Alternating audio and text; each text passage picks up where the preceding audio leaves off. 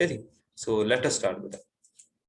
सो हम last time बात कर रहे थे बेटा कि एसयूएन सिमेट्री में हमारे पास क्या क्या अवेलेबल हो सकता है। तो हम वहीं से स्टार्ट करेंगे कि एसयूएन सिमेट्री अगर हमारे पास एग्जिस्ट कर रही है, उसमें हमारे पास n square minus one number of generators रहेंगे, एन माइनस वन उसका रैंक रहेगा, एन माइनस वन ही कैजमियर रहेंगे, और एन माइनस वन ही हमारे पास इररिड्यूसिबल रिप्रेजेंटेशन वगैरह रहेंगी।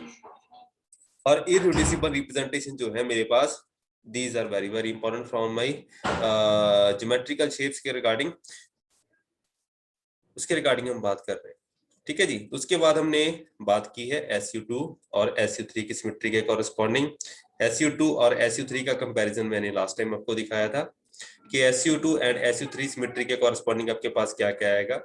SU2 में नंबर ऑफ जनरेटर्स 3 रहेंगे, एक रैंक रहेगा, इररिड्यूसिबल रिप्रेजेंटेशन जो रहेंगी उसके कॉरेस्पॉन्डिंग फर्स्ट ऑर्डर जो आपके पास first order representation, second order, third order and four dimensional जिसको हम बोलते हैं, first one dimensional, two dimensional, three dimensional, four dimensional.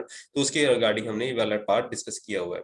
तो SU2 के केस में अगर आप रिप्रेजेंटेशन के डायमेंशन वगैरह निकालने चाहते हैं तो इसमें D ऑफ P लिखा जाता है, जो सुपरस्क्रिप्ट P है वो आपके डायमेंशंस को डिनोट करेगा एंड उसके कॉरेस्पॉन्डिंग आपके पास जो डायमेंशन रहेंगे those will be given bye P+1। SU2 के केस में बेटा आपके पास कैजमियर एक ही होता है, that is given by J square here. उसकी वजह से आइगन वैल्यू जो आएंगी J इंटू J+1 के कॉरेस्पॉन्डिंग आएंगी, और आपके पास जो क्वांटम नंबर होगा जिसको आप चाहे आइसोस्पिन के कॉरेस्पॉन्डिंग लिखते हैं तो that will be a single quantum number जिसको आप यहाँ पे यूज करते हैं, या आइसोस्पिन सिमेट्री को आप यहाँ पे यूज करते हैं। तो इसी वजह से आपके पास नंबर ऑफ पैरामीटर्स जो है यहाँ पे P जो दे रखा है सिंगल पैरामीटर दे रखा है। ठीक है जी। तो वन डायमेंशनल रिप्रेजेंटेशन से to dimensional, three dimensional and four dimensional representation आपके पास यहाँ पे आएगी। इसके बाद हम इसको थोड़ा सा और इलैबोरेट कर देते हैं कि हमारे पास जो हायर डायमेंशनल रिप्रेजेंटेशन है that is rather than higher dimensional higher symmetry representation जो है SU3, उसमें 8 जनरेटर रहते हैं। SU2 में जो जनरेटर रहेंगे वो 3 जनरेटर रहेंगे। SU2 के जनरेटर जो रहेंगे n स्क्वायर माइनस वन के कॉरेस्पॉन्डिंग 3 जनरेटर है। 2000 Pauli matrices sigma x, sigma y and sigma z। And जो SU3 है वहां पे 8 जनरेटर होते हैं। यहाँ पे गैलमैन मैट्रिक्स को यूज किया जाता है एंड वहां पे आपका रैंक 2 रहेगा, 2 ही कैजमियर रहेंगे। 2 कैजमियर कैसे आएंगे कि λ3 एंड λ8 जो मैट्रिसेस है मेरे पास उसके कॉरेस्पॉन्डिंग अब वो आपस में डायगोनलाइज की जा सकती हैं, वो आपस में कम्यूट करती है, जिनकी वजह से मेरे पास दो क्वांटम नंबर मैं यहाँ पे यूज कर सकता हूँ, एक I3 एंड एक हाइपर चार्ज, जिसको मैं यहाँ पे इंप्लीमेंट करने की कोशिश करूंगा SU3 के कॉरेस्पॉन्डिंग। तो रैंक 2 होने से, 2 कैजमियर होने से ये वाला फायदा मेरे पास आ जाएगा। तो SU2 के केस में डायमेंशनल रिप्रेजेंटेशन को जो हम डिड्यूस करते थे तो वहां पे एक पैरामीटर था, अब SU3 है, रैंक 2 हो गया, कैजमियर भी 2 हो गए। उसकी वजह से हमारे पास 2 पैरामीटर आप यहाँ पे यूज करेंगे, D ऑफ PQ। इसको मैंने यहाँ पे लिखा हुआ है कि डायमेंशन के रिप्रेजेंटेशन के डायमेंशन वगैरह कैसे निकालेंगे, it will be given bye 1/2 P+1 Q+1 P+Q+2। तो जैसे जैसे आप हायर सिमेट्री की कॉरेस्पॉन्डिंग जाते जाएंगे आपके नंबर ऑफ पैरामीटर्स वगैरह बढ़ते जाएंगे। जैसे SU3 के केस में आपके पास सेकंड रैंक का हो गया, SU4 के केस में आपके पास 3 पैरामीटर हो जाएंगे, PQR हो जाएगा एंड नंबर ऑफ जो आपके पास डायमेंशन वगैरह होंगे ये रिप्रेजेंटेशन के कॉरेस्पॉन्डिंग, वो वाले डायमेंशंस वगैरह बढ़ते जाएंगे। एंड SU3 के रिगार्डिंग मैंने थोड़ा सा और भी बात की थी कि हमारे पास जो लोएस्ट ऑर्डर रिप्रेजेंटेशन जो है जिसको हम सिंगलर रिप्रेजेंटेशन भी बोलते हैं, दैट इज D00, यहाँ पे P भी 0 हो गया एंड Q भी 0 हो गया, उसके कॉरेस्पॉन्डिंग जो लोएस्ट ऑर्डर जो मेरे पास रिप्रेजेंटेशन है, वन डायमेंशनल रिप्रेजेंटेशन जिसको हम बोलते हैं, इसमें आपके पास एक ही पार्टिकल अकोमोडेट हो सकता है जिसको हम सिंगुलर पार्टिकल भी कह सकते हैं। D10 एंड 01 जो है, जहाँ पे क्या है राइट हैंड साइड पे आपके पास I3 आ रहा है एंड Y एक्सिस के आपके पास यहाँ पे हाइपर चार्ज को यूज किया गया है। तो D10 के कॉरेस्पॉन्डिंग और D01 के कॉरेस्पॉन्डिंग अगर आप फॉर्मूले में P is equal to 0 and Q is equal to 1 और you can say P is equal to 1 और Q इज इक्वल टू 0 वहां पे पुट करेंगे तो आपके पास D01 और 10 के कॉरेस्पॉन्डिंग जो आपके पास डायमेंशन आएंगे that will turn out to be 3। तो इसमें आप 3 पार्टिकल अकोमोडेट कर सकते हैं। तो similarly D2, D20 and D02, यहाँ पे कंजुगेट जो रिप्रेजेंटेशन है उसके जो ज्योमेट्रिकल शेप रहेगी अलग रहेगी। So particle and anti particle का केस भी आपको यहाँ पे देखने के लिए मिलेगा। सो D02 और D20 का केस भी आप यहाँ पे देख सकते हैं, उसमें आपके पास कितने पार्टिकल होंगे, यहाँ पे आप 6 पार्टिकल अकोमोडेट कर सकते हैं। जो फंडामेंटल रिप्रेजेंटेशन है SU3 के केस में वो डेट इज थ्री डायमेंशनल, ठीक है जी। उसके कॉरेस्पॉन्डिंग आप यहाँ पे देख सकते हैं, इसमें आप तेज फंडामेंटल को कॉरेस्पॉन्ड कर रहे हैं, अप डाउन एंड स्टेज के कॉरेस्पॉन्डिंग, वो वाला पार्ट हम न्यूट्रॉन स्टेज में भी डिस्कस करेंगे।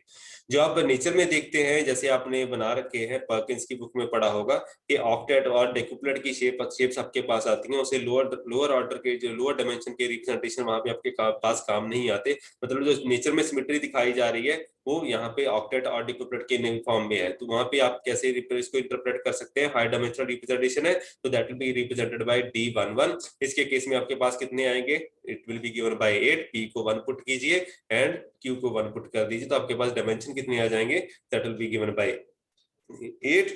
और उसके कॉरेस्पॉन्डिंग आप यहाँ पे भी देख सकते हैं बेटा, अगर आप D30 और 03 के केस को आप सब स्टडी करें तो आपके पास कितने आ जाएंगे, यहाँ पे 10 आ जाएंगे। उसके डायमेंशन के रिप्रेजेंटेशन की जो डायमेंशन वगैरह रहेंगे that will turn out to be 10। तो ये डेकुप्लेट के केस को, डेकुप्लेट मतलब 10 और ऑक्टेट मतलब हो गया 8, यहाँ पे 8 पार्टिकल आप एडजस्ट कर पाएंगे और यहाँ पे या 10 पार्टिकल रिप्रेजेंट कर पाएंगे।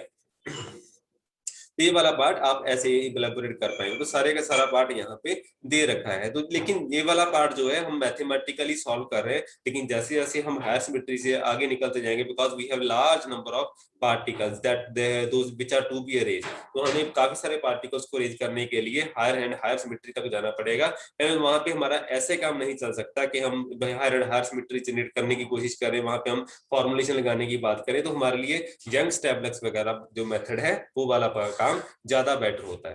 तो जो T3 एंड T8 लिखा हुआ है बेटा, ये और कुछ नहीं है, ये मैंने आपको स्टार्टिंग में बताया था कि आपके पास दो मैट्रिसेस होती हैं, दो बीच are commuting in case of SU3।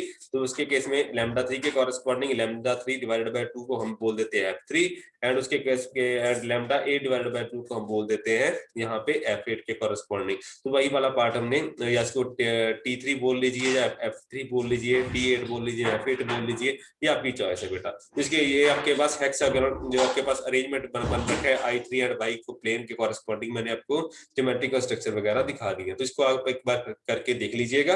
तो अगर कोई डाउट होता है तो मेरे से बात कर लेना। उसके बाद हायर सिमेट्री में जाते हैं बेटा, SU4 की सिमेट्री आ जाती है, वहां पे आपके पास 4 पार्टिकल वहां पे आपको देखने के लिए मिल जाएंगे, जो फंडामेंटल रिप्रेजेंटेशन रहेगी वो 4 डायमेंशन में रहेगी। 4 पार्टिकल आप फंडामेंटली वहां पे लेके चलेंगे। इसके केस में आपके पास इसका रैंक कितना रह जाएगा, इसका rank will be given bye N-1 के कॉरेस्पॉन्डिंग रहेगा। तो N-1 के कॉरेस्पॉन्डिंग इसका रैंक कितना रह जाएगा, rank will turn out to be 3। इसमें 3 आपके पैरामीटर चलेंगे T, R एंड Q। उसके कॉरेस्पॉन्डिंग आप इसकी रिप्रेजेंटेशन के कॉरेस्पॉन्डिंग डायमेंशंस वगैरह स्टडी कर सकते हैं। पार्टिकल्स एंटी पार्टिकल का केस स्टडी कर, ये सेल्फ एडजॉइंट रिप्रेजेंटेशन है बेटा, इसमें आपके पास नहीं अलग नहीं आएगा। और इसके कैसे D2 2000002 हो जाएगा। ये सारे के सारे रिप्रेजेंटेशन आपके पास दिखने के लिए मिलते रहेंगे आपको। उसके बाद आ जाती है बात परमुटेशन ग्रुप कौन कौन से होते हैं। No let us forget about SUN for the moment and consider a quantity that carries n indices। तो कोई भी क्वांटिटी जिसके n इंडिसेस होते हैं और एक फंक्शन ऑफ n वेरिएबल्स हो जाता है, और suppose we want to form a n fold transfer product of a n dimensional vector. तो अगर आपके पास कोई भी नंबर आपके पास सीरीज है जिसमें जिसको आपको फंक्शन है जिसमें 1 से लेके n तक नंबर आ रहे हैं, उसको आप अरेंज करना चाहते हैं तो वो परम्यूटेशन के कॉरेस्पॉन्डिंग आ जाता है। तो यहां से हमारा यंग्स टैब्लेट्स वाला काम शुरू हो जाता है। ठीक है, तो यंग्स टैब्लेट्स का काम यहाँ पे शुरू हो जाता है, जहां पे हमारी परम्यूटेशन का काम आ जाता है। So without specifying the index range n, तो हमारे हमने इंडेक्स रेंज को अभी स्पेसिफाई नहीं किया। There are n factorial possible permutations which fall into irreducible subspaces of the permutation group. तो आपके पास उनके आपस में कितनी बार रेंज हो सकता है, अगर आपके पास 1 से लेके n तक नंबर लेके हुए हैं तो आपस में कैसे रेंज कर सकते हैं, there can be n factorial ways. ठीक है जी, these can be visualise by Young's diagram. तो इनको परम्यूटेशन ग्रुप्स को आप कैसे विजुअलाइज करते हैं, यंग्स डायग्राम के कॉरेस्पॉन्डिंग आप यहाँ पे इसको लेके चलते हैं। एक मिनट, ओके तो यहाँ पे आपके पास यंग्स डायग्राम के कॉरेस्पॉन्डिंग इसको लेके चल सकते हैं। So these take n boxes, हम इनको एन बॉक्सेस की कॉरेस्पॉन्डिंग हम नंबर के साथ नहीं रिप्रेजेंट करेंगे, हम इनको बॉक्सेस के साथ रिप्रेजेंट करेंगे। सो हम यहाँ पे क्या करेंगे, एन बॉक्सेस लेंगे and stick them together in all possible ways so that the number of boxes in each consecutive row and in each consecutive column don't does not increase. इसके कॉरेस्पॉन्डिंग हम later on से इसमें बात भी कर सकते हैं। इसके ऊपर सिलेक्शन रूल हमें कैसे यूज किया जाता है, कौन सी यंग्स डायग्राम वैलिड है, कौन सी यंग्स डायग्राम वैलिड नहीं है। जैसे हमारे पास मैंने बताया कि आपके पास फर्मियंस होते हैं, तो फर्मियंस एंटीसिमेट्री को कॉरेस्पॉन्ड करते हैं, टोटल एंटीसिमेट्री हो जाती है, मिक्स एंटीसिमेट्री भी होती है, सिमेट्री केसेस भी होते हैं। तो कौन सी डायग्राम कौन कौन से केसेस को रिप्रेजेंट करेगी और फर्मियंस को हम कैसे एक्सप्लेन करेंगे, उसके लिए हमें क्या करना पड़ेगा, यंग्स डायग्राम के ऊपर कुछ कंस्ट्रेंट्स लगानी पड़ेंगी। ठीक है, वो वाली बात हम यहाँ पे करें। तो इवेंचुअली तो ऐसे यहाँ पे दे रखा है S2 के कॉरेस्पॉन्डिंग यहाँ पे क्या लिख रखा है, तो आपके पास दो पार्टिकल्स है या आपके पास दो डिजिट्स है, दो नंबर्स है, उसके कॉरेस्पॉन्डिंग एक के कॉरेस्पॉन्डिंग मैंने एक बॉक्स बना लिया, दूसरे के कॉरेस्पॉन्डिंग दूसरा बॉक्स बना लिया। तो इनको आपस में कैसे अरेंज कर सकते हैं, या आप इनको साइड बाय साइड प्लेस कर दीजिए या फिर इनको ऊपर और नीचे रख के आप ऐसे भी प्लेस कर सकते हैं। तो अगर आपके पास दो बॉक्सेस है तो आप इसको इनको ऐसे प्लेस करेंगे। तो अगर आपके पास तीन बॉक्सेस हो जाते हैं दो बॉक्सेस की बजाय, तो इसको आप कैसे अरेंज करेंगे, तो मैं राइट हैंड साइड पे यहाँ पे इलैबोरेट कर देता हूँ बेटा। एक्चुअली है सारा काम ज्योमेट्रिकल ही है। अगर आपके पास तीन बॉक्सेस हो जाते हैं, ठीक है जी, तो अगर आपके पास तीन बॉक्सेस हो जाते हैं तो तीनों बॉक्सेस को कैसे अरेंज करोगे, सबसे पहले आप क्या करेंगे, दो बॉक्सेस को अरेंज करने की कोशिश कीजिए। तो सबसे पहले आपके पास क्या होगा, ऐसा अरेंजमेंट आएगा। ठीक है, उसके बाद आप इनमें से तीसरा अरेंजमेंट आप उसके ऐड अप कर सकते हैं जस्ट लाइक दिस थिंग। तो ये क्या करेंगे, या तो ये वाला अरेंजमेंट आ जाएगा या फिर ये वाला अरेंजमेंट आ जाएगा। और एक तीसरा अरेंजमेंट भी रहेगा कि यहाँ पे ऐसे आपके पास अरेंजमेंट देखने के लिए मिलेगा। तो तीन तरह के अरेंजमेंट आपके पास यहाँ पे आएंगे ही आएंगे। तो ये इसीलिए S3 के कॉरेस्पॉन्डिंग जो परमुटेशन ग्रुप है वहां पे आपके पास तीन तरह की पॉसिबिलिटीज आ जाती है। अगर आपके पास चार नंबर हो जाते हैं, चार बॉक्सेस हो जाते हैं, चार पार्टिकल हो जाते हैं, उनको आप यहाँ पे कैसे अरेंज करेंगे, उसके लिए आपके पास ये वाला वे रहेगा। तो जिस केस में अगर S3 लिखा हुआ है, तो अगर आपके पास तीन बॉक्सेस हैं, अगर एक रो में तीनों ही लाई कर रहे हैं, जैसे लाइक 1 2 एंड 3, तो उस केस में आपके पास क्या रहेगा, तो तीनों को हम अगर सेम कॉलम में लाई कर रहे हैं, तो मतलब तीनों ही बॉक्सेस ऑक्यूपाई हो जाते हैं, तो इसको हम टोटल एंटीसिमेट्री बोलते हैं बेटा। ठीक है, अगर एक जगह तीन आपके पास तीन ही बॉक्सेस हैं and all those boxes are lying in a particular sequence in a row, मतलब 1 2 3 लिखा हुआ है, तो उसके कॉरेस्पॉन्डिंग हम उसको क्या बोलेंगे, टोटली सिमेट्रिक केस। एंड अगर आपके पास इनके दोनों के बीच का मिक्सचर आ जाता है, मतलब अगर आपके पास तीन कॉलम है, तो अगर तीन बॉक्सेस में से दो एक में लाई कर रहे हैं, दूसरा दूसरे में लाई कर रहा है, इसको हम मिक्स्ड सिमेट्री बोल देते हैं। Totally symmetric, mix symmetric and totally antisymmetric वाला केस आ जाएगा। ये पे याद रखना कि नंबर आपके पास ओरिजिनली नंबर ऑफ बॉक्सेस कितने हैं। अगर आपके पास तीन है तो टोटल सिमेट्रिक वो होगा जिसमें तीनों होंगे along the row, total antisymmetric वो होगा जिसमें तीनों ही आपके पास एक कॉलम में लाई करेंगे। S4 के कॉरेस्पॉन्डिंग आपके पास नंबर ऑफ बॉक्सेस चार होने चाहिए एंड चारों एक रो में होने चाहिए। ठीक है जी, तो इसी के इसको हम टोटल सिमेट्रिक केस बोलेंगे। ये आगे जाके हमारे बहुत काम में आएगा। इसके बाद क्या है, एक कॉलम दे रखा है, एक कॉलम में अगर आपके पास चार आ जाते हैं, तो चार के कॉरेस्पॉन्डिंग आपके पास क्या रहेगा बेटा, तो इसके में टोटली एंटीसिमेट्रिक केस आ जाएगा। अदरवाइज क्या आएगा, ये वाले तीनों कॉम्बिनेशन जो रहेंगे ये मिक्स्ड सिमेट्री को कॉरेस्पॉन्ड करेंगे। ठीक है जी, so eventually we will fill these boxes with the n possible indices. तो हमारे पास पॉसिबिलिटीज रहेंगी, but we see that the first how far we can get without doing that. तो a row denote symmetrisation and column anti symmetrisation. तो ये वाला part मैंने आपको पहले बता दिया वर्बली कि अगर आप एक रो में फिलिंग अप कर रहे हैं, मतलब साइड बाय साइड अगर आप बॉक्सेस को प्लेस कर रहे हैं, इसको हम सिमेट्री बोल देते हैं। ठीक है जी, सिमेट्राइजेशन। अगर आप कॉलम में बॉक्स को अरेंज कर रहे हैं, दिस इज कॉल्ड एंटी सिमेट्राइजेशन, इसको आप एंटी सिमेट्री बोल देते हैं। ठीक है, फॉर S3 ये वाला काम मैंने आपको बता दिया कि अगर आप एक रो में तीन बॉक्सेस को अरेंज कर रहे हैं, it is totally symmetric case. अगर आपके ये वाला पार्ट जो रहेगा, it will be called mixed symmetric and the remaining diagram is totally anti symmetric. Anti symmetric कौन सा रहेगा, S3 के केस में ये वाला काम रहेगा।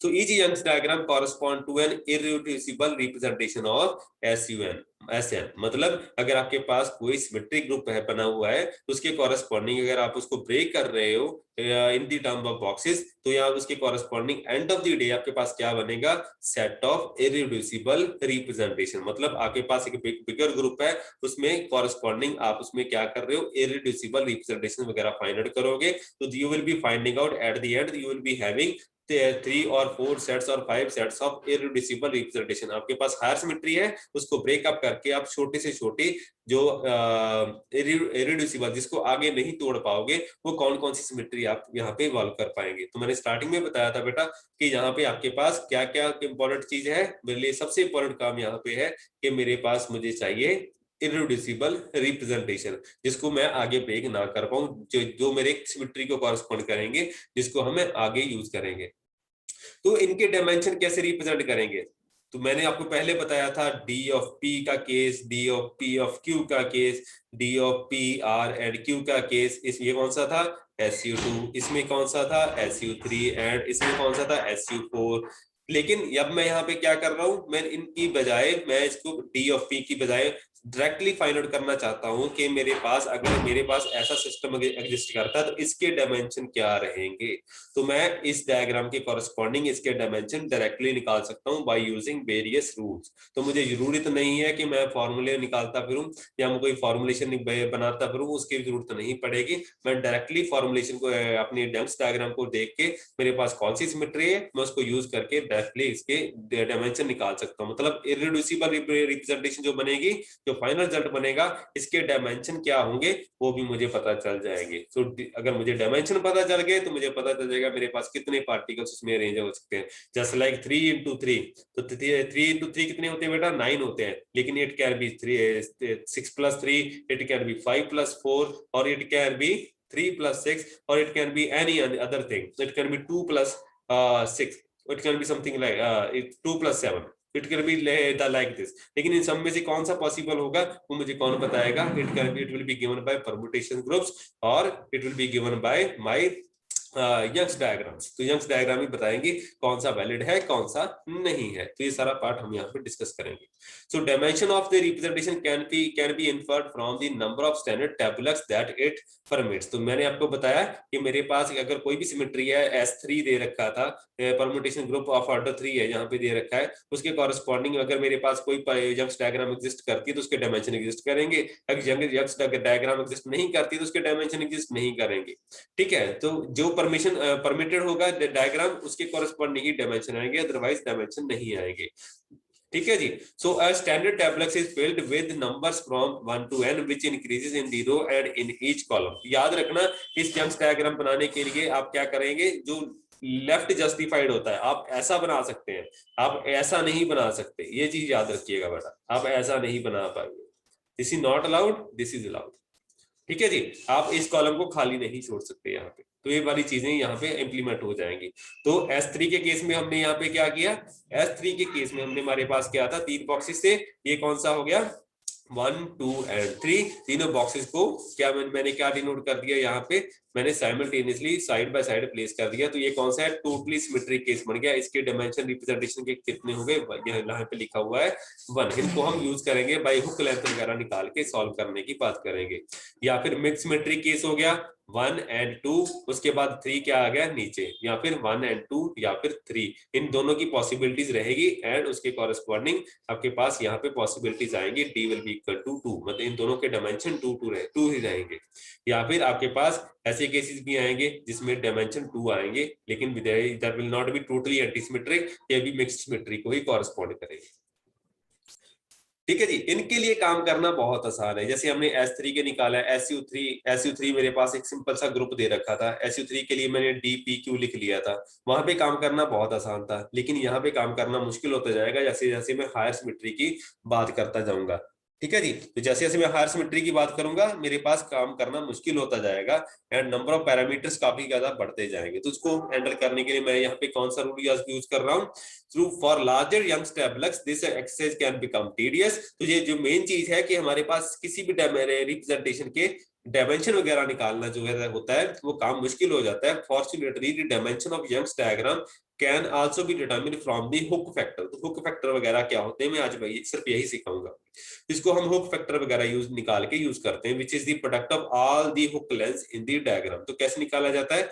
Hook length of the box counts the number of boxes directly below and to the right of it plus counting the box itself. मतलब अगर आपके पास कोई यंग्स डायग्राम दे रखी है, ये वाली डायग्राम दे रखी है आपके पास ऑन द स्क्रीन, आपके पास दी हुई है, यहाँ पे क्या आ रहा है बेटा, दिस इज द डायग्राम। इसमें हमने क्या करना है कि हमने अगर सपोज करिए इस वाले बॉक्स की हुक लेंथ निकालनी है, तो अब क्या करेंगे, इस बॉक्स को काउंट करना है, इसके नीचे कितने बॉक्सेस हैं और इसके राइट में कितने बॉक्सेस हैं वो वाले काउंट करने हैं।